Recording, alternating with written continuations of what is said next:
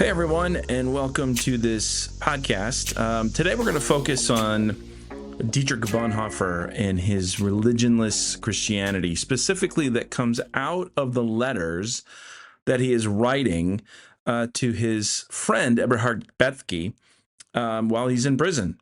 And it comes from the papers and letters in prison that he writes, and after he died, Bethge took all these letters that not only were written to him, but were written to other people, and he puts them together. And we hear Bonhoeffer kind of exploring different issues, trying to understand what's going on, and trying to make sense of eventually what he understood would be his own death. So as he's sitting in prison, Bonhoeffer starts asking really important questions about the war and its aftermath. And he's really focused on, what does this all mean for Christianity? And if you think about World War I, you get this call to go and fight, and you have Christians just slaughtering one another. By the time you get to World War II, that kind of religious justification for war isn't really there. And so Bonhoeffer has no illusions about what's going on in World War II. Hitler has co-opted the institutional churches in Germany. So Bonhoeffer and others had started this confessing church that had kind of broken off and saw what was going on in the churches, and their unwillingness to speak out against Hitler as kind of an abdication of their responsibility to the gospel.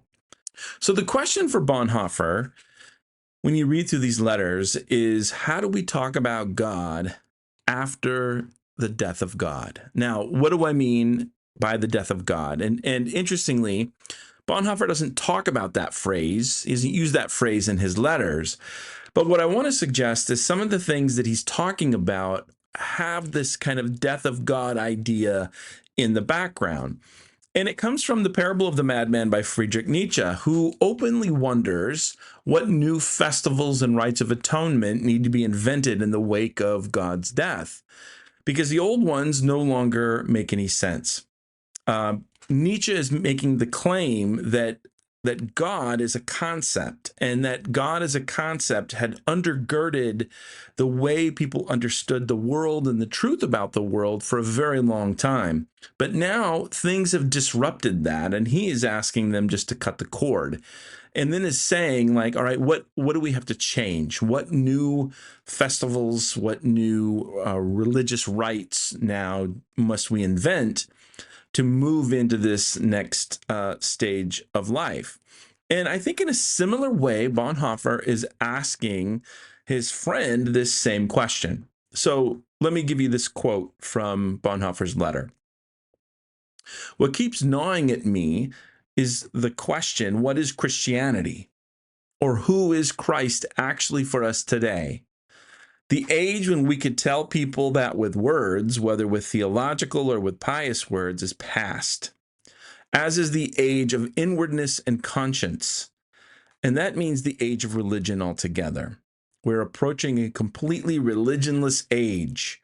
People as they are now simply cannot be religious anymore." So what he's suggesting is the situation before the two world wars, with religion and theology and the questions that they're asking, and even the way that they're doing church, no longer will make sense once this Second World War is over. There will be a radical shift, a radical change. And he's primarily thinking about the West. So he's thinking about Europe. And in America, we're experiencing that later than Europe experienced it. But that's the question that he's asking, is now how do we talk about God in this new world where people are abandoning religion? Now, a lot has been made of these quotes, and it's often, from people who believe that Bonhoeffer became an atheist. But what's important for us to remember is that even when we talk about Nietzsche's death of God, we're not necessarily talking about the idea that God doesn't exist or that there isn't a divine being. What we're talking about, again, is this metaphysical guarantee that what Nietzsche is specifically talking about in that parable is that God has become the guarantee of a particular way of life. And what happens then when that understanding of the world breaks down? That's what he's getting at. And in the same way, Bonhoeffer's, I think, asking a similar question. And he's not rejecting Christian faith, but he asks, do the metaphysical questions about how we talk about God and so on, do they make sense anymore? Do they resonate anymore post World War II? How do you talk about God in the context of the Holocaust, for example, and the violence and the inhumanity of World War II? So what he's saying is that the post-war world will be changed. It'll be a changed reality in which the old metaphysical categories no longer will make any sense. And so he actually asks this very prophetic question. Here's a quote. How can Christ become Lord of the religionless as well? Is there such a thing as religionless Christianity or religionless Christian? If religion is only the garb in which Christianity is clothed, and this garb has looked very different in different ages, what then is religionless Christianity? Now, again, I think he's being prophetic here. Today we're talking about young people leaving the church, and he's asking a question about how we talk about God in the context of a modern contemporary world. And for him, it was a post-World War II world. And now we're kind of a ways away from that, but I think his question still stands. And I think it's important to see that what he's doing is making a distinction between Christian faith and religion. He's not abandoning faith, but he now wonders, what does that faith look like in a radically changed world? Now, I think Bonhoeffer provides an important lens for us to think about our own kind of contemporary existence here in the West, in the US and Europe and so on. Because we're dealing right now with a lot of political and religious tension. And I think that a lot of this is grounded in anxiety and fear. That if I were to try to diagnose what's going on, what we see are different ways of life are beginning to change. And people are getting anxious and fearful, and they're trying to hold on to these ways of life. This is happening in both conservative and in liberal spaces. I think both in politics and in, what we might call religious communities or the Christian community. The existential threat of this loss, I think, is what is causing people to hold on tightly, not only to their political identity, but to their religious identity as well. And I think there has been a doubling down on the metaphysical. There's been a doubling down on the cultural container in which these political and faith expressions are present. Today, they're being expressed in what we would call ideological perspectives.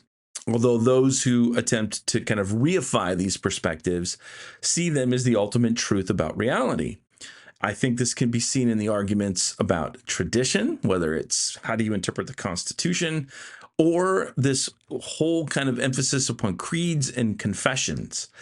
And I think changes in science and technology and culture have created a dissonance in how we are experiencing modern life, which raises all kinds of questions about where do we find meaning and what becomes now this source of meaning.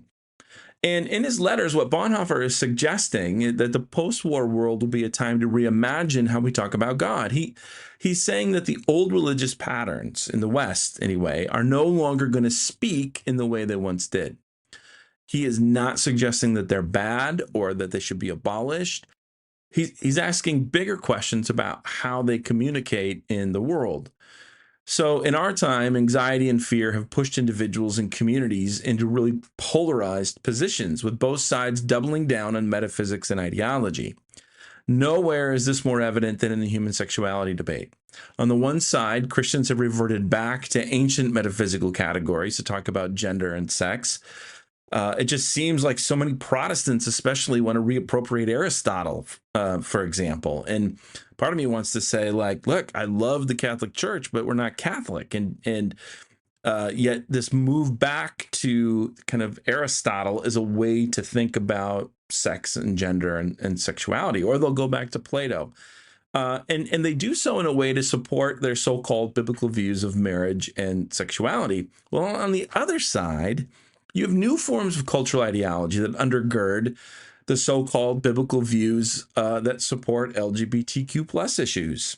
So on both sides, ideology is being used that in a way that reduces God to an abstract metaphysical concept.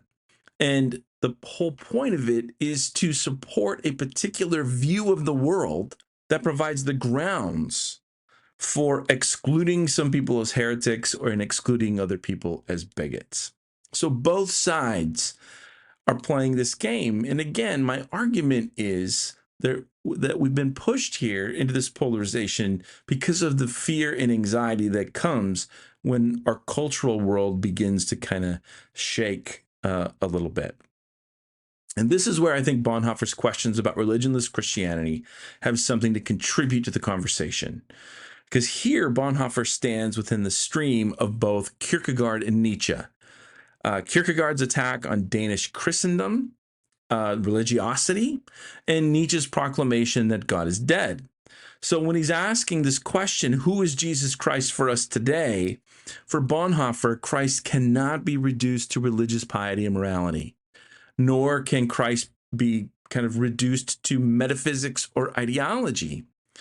Faith for Bonhoeffer, like Kierkegaard, is lived in the existential call to follow Jesus by loving God and loving our neighbor.